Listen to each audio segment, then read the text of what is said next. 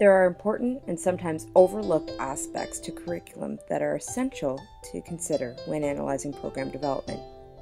The things in a classroom determine the kinds of lessons you can plan and have an impact on student engagement. The students and teacher are important people to consider in the analysis of program development. There is something to be said initially about the numbers in a classroom. With a 35-to-1 ratio, the meaningfulness and limitations of curriculum are certainly impacted. But besides that, each person in the classroom has a story about what is happening in that room and what they are bringing to it. The importance of our own personal timeline most certainly impacts the development of a program. From teachers' experience as a student, to the students' experience with past teachers, as well as each important counterpart's personal stories outside of the context of education impact what route a development in program can take. Things like professional development and reflection can influence program development as can newer technologies. Just as theories have a lifespan, most definitely so do things. And program development will be impacted by out-of-date materials, broken equipment, and lagging technology. Assuredly, why a program is developed with certain focus and the way that development takes place affects the future of the people in that classroom, the citizens they will become, and the way our society emerges. No doubt that education will impact the future of the world we live in, and it is crucial that the composite parts of what affect program development in education be considered for any educator looking to participate in this kind of analysis. And so, to examine these ideas further, it is required that a story be investigated, one that involves people in a classroom, each with their own story. That story is the one about Ralph. Why are we doing this? Ralph's story. Many weeks ago, I awoke in the morning excited to teach the day's lesson. I had planned an exciting and important group presentation assignment during which the students would work together to research a human rights activist. To my surprise, after telling the students about the assignment, one boy asked, "Why are we doing this?" right before the bell rang last period for the weekend. All weekend the question burned in my mind. Why are we doing this? Why are we doing this? I was distraught. I was confused. I was concerned. I was thinking about it way too much. By Monday morning, I was all ready to fire back with all the important and specific and righteous reasons why learning about a human rights activist was important. That morning, though, Ralph said something else. If this isn't going on anymore, why do we need to learn this? Something was revealed in that question.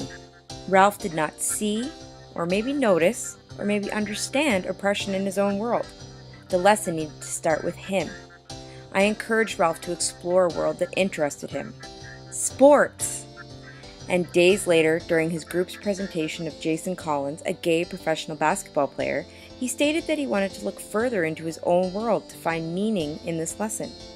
And weeks after that, Ralph showed an especial engagement in a presentation about North Korea, during which he asked questions to understand the state of the country better and how its citizens navigated their oppressive circumstances.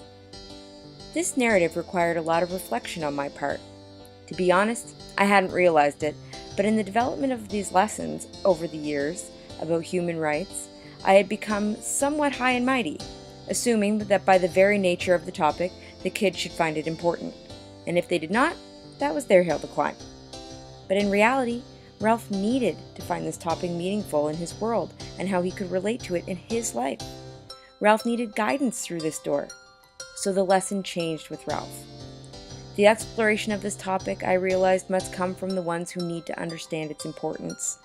I need to shape the lesson in a way that not only allows, but encourages the students to reflect on human rights as it might pertain to their world, their community, and their lives. For teachers, it is vitally important that we see the unlimited value in sharing our stories. For me personally, the sharing of this story has been a catalyst to examine some preconceived notions that I held in my position and practice. Namely, that Ralph and students like him are disengaged from lessons because they are lazy or don't care. However, in sharing this story with other professionally aware people, I was able to step outside of my role in the story and examine it more critically. This allowed me to see that Ralph was neither lazy nor did he not care. He just didn't connect with what I was so passionate about. And so, I realize I must encourage more inquiry-based learning for this and perhaps other units that I teach. And I can do this by modeling my own inquiry into the subject of human rights, by talking to the students about my story as a student in a high school where people's rights were being violated, by showing them my learning curve through understanding my privilege in this world, and by telling them about causes that I deem worthy of inquiry. This strategy of examining my personal story hopefully will encourage the students to examine their own path of caring about injustices in the world and learn something that can have a legitimate impact on who they become and what they care about. Ralph became for me an obstacle-turned resource. This story is providing me with a means of reflecting on engagement. I learned that Ralph is a caring student. I learned that Ralph did want to learn. I learned that Ralph could find these concepts meaningful with the right guidance. I am determined now to apply my new outlook on engagement in my practice. But the obstacle now is back to the number of students to teachers there are in my school and most other schools in Canada. How do we make the kind of personal, one-on-one time required to examine what makes a student tick? This question plagues me and requires further analysis of the tools and resources I currently have in my setting. There is no sign of class sizes diminishing in the near future, and so I must find ways to make this deficient classroom model work for all the people in the room. By sharing this story and examining the importance and routes to engagement, I have been inspired to spend less time analyzing the papers students write upon and more time discussing with them individually the things that they are interested in and the struggles they are having with their learning. Most recently, I've been experimenting with ways to record anecdotal and observational evidence of learning, and found an unused iPad in my school to help me with this endeavor. Ralph's story has allowed me to share, examine, and develop the pieces of my program in ways I never expected. The value of story sharing for me has always been paramount. However, now I have some critical tools to unpack these stories with meaningfulness and student learning at the forefront of my mind.